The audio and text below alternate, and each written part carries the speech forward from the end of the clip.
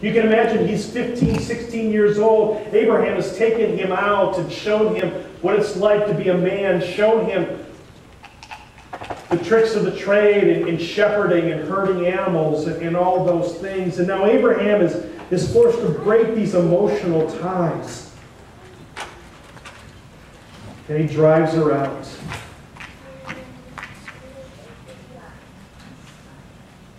And Hagar's not sent out with very much. I think if Sarah had her way, she would have been sent with nothing. And Abraham at least provides a little bit of provisions and water. But going into the desert that runs out, and it looks like Hagar and Ishmael are going to die this awful death.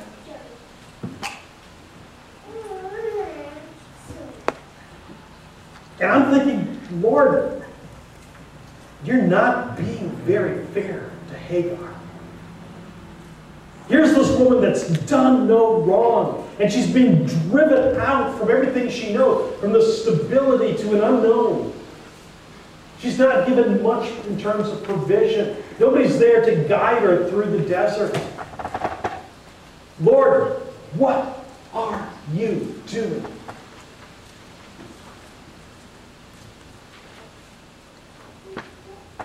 But God says, I'm watching out for you.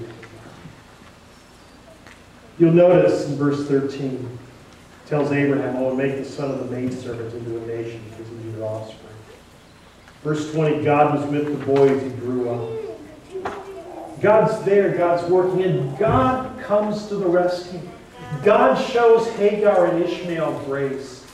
Just as they're at the end of their provisions, when they don't know where to turn, when they lay down to die, God opens up Hagar's eyes and sees the water that gives them life. They're forced to depend completely on God, and God stands up for this woman who's being mistreated, this woman that is being oppressed. And you don't have to look very far to see that the defenseless, the poor, get treated pretty shabbily. Sin works its influence into every aspect of our world and corrupts all kinds of relationships.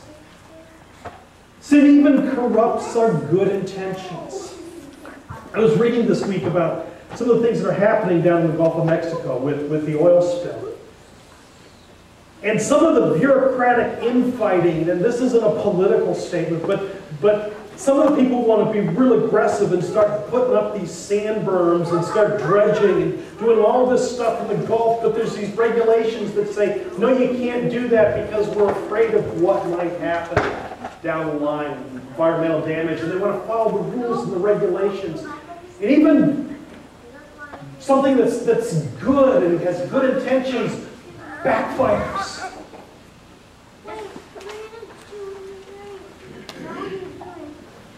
And bureaucracy crushes people. You ever get a raw deal from an insurance company because of their rules? A lot of you say, yeah, that's happened. The rules are there for reasons, and you get frustrated because it works against you. You see, all throughout Scripture, God talks about He's going to stand up and defend the weak, the powerless, the helpless. Sometimes good and just people suffer. You read through the Scriptures. You see Joseph suffering by his brothers, suffering in Pharaoh's court. You see the people of Israel being oppressed by Pharaoh.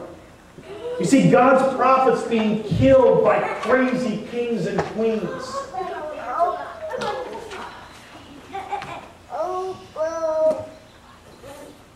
And our hope is that God will judge. God will do justice. That God will stick up for the oppressed. God will stick up for those who don't have anybody to stick up for them. And that's God's grace. And God's grace comes to Hagar and says, you know what? God stood up for this woman. Just as he wants to stand up for you. When you're oppressed, when you're mistreated. God in the end is of such a character that he's going to give his grace. It may not come when we want it, when we expect it, but God is going to give his grace. And so God is gracious. People like Hagar who are oppressed. But God's also gracious to people that don't deserve it. I have puzzled over this passage for years. What is Ishmael doing that is so bad? Now again, look at verse 8. You got to set the scene. Isaac's probably 3 years old. He's been weaned. That was the culturally appropriate time for somebody to stop nursing. And Abraham has this feast. Why? Why not? Let's have a party. You know, Ishmael has made it through the danger zone of being an infant. And there's a good chance that he's not going to die from all the childhood illnesses. We don't know. They have this party. Ishmael is 15, 16, 17 years old at the time. And you read the text by itself, and it says he's mocking, he's laughing. I get this picture of this bored teenager, like, oh, you know, doing the eye roll, like, oh yeah, this little kid. Big whoop. He doesn't need to be nursed anymore by his mommy. And he's sitting back there laughing and joking and giggling and you know, just being really obnoxious. And I'm thinking, you know, Sarah, just go slap the kid. You know, slap him and get it, you know, get the eye rolling over with and stop letting him be a teenager like that. And you know, just get over it. But Sarah kind of, at least in our mind, goes way over the top. And, you know, says, get rid of this woman and her kid. But I've never been able to figure this out, so I did some digging. It turns out that the word for mocking, the word for laughing, is used in a number of interesting ways in the Old Testament. Some think it's a play, that he's teasing him. Sometimes that word is also used in almost a sexual context.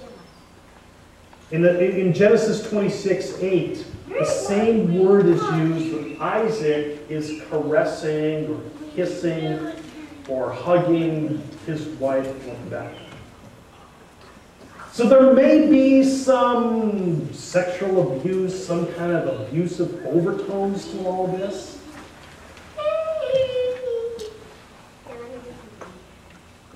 Which may explain why Sarah is so angry. It's not just laughing at the favorite child. But there could be some very inappropriate behavior.